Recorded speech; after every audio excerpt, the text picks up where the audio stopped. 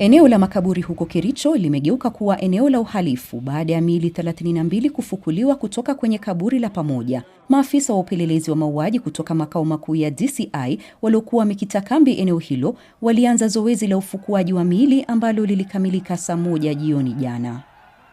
Iliripotiwa awali kuwa miili 14 ilidaiwa kuzikwa katika eneo hilo Ijumaa iliyopita.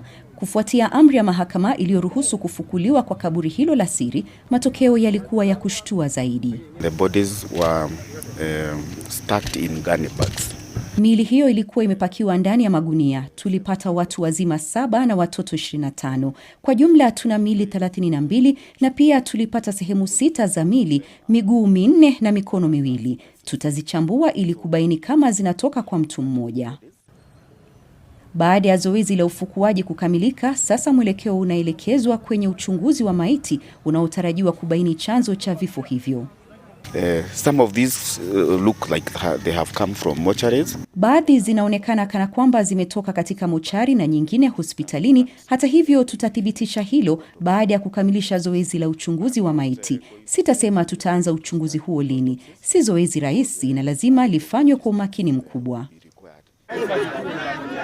Waliokuwepo kushuhudia zoezi hilo ni wanaharakati wa haki za binadamu ambao wameeleza wasiwasi wao kuhusu kuongezeka kwa visa vya makaburi ya pamoja.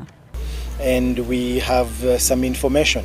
Tuna taarifa kuhusu makaburi mengine ya pamoja ndani ya eneo hilo. Wakati huo huo, tumepokea taarifa ambazo bado hazijathibitishwa kwamba magari ya serikali yalionekana katika eneo hilo, yakiwemo magari ya polisi. Ndio maana tunatoa wito kwa taasisi huru kama IPOA na Tume ya Kitaifa ya Haki za Binadamu kuingilia kati na kuwepo wakati wa zoezi hili. In fact, what is now coming out that kwa hakika kinachojitokeza ni kwamba baadhi ya mashahidi muhimu wamethibitisha kuwa sehemu hizo za miili ni mpya na haziwezi kuwa zimekaa muda mrefu bila kuchukuliwa na familia zao katika mochari yoyote. Ugunduzi huu unaibua maswali kuhusu walikokuwa watu hao, namna ya siri iliyotumika kuwazika na ukosefu wa ushirikishwaji wa umma.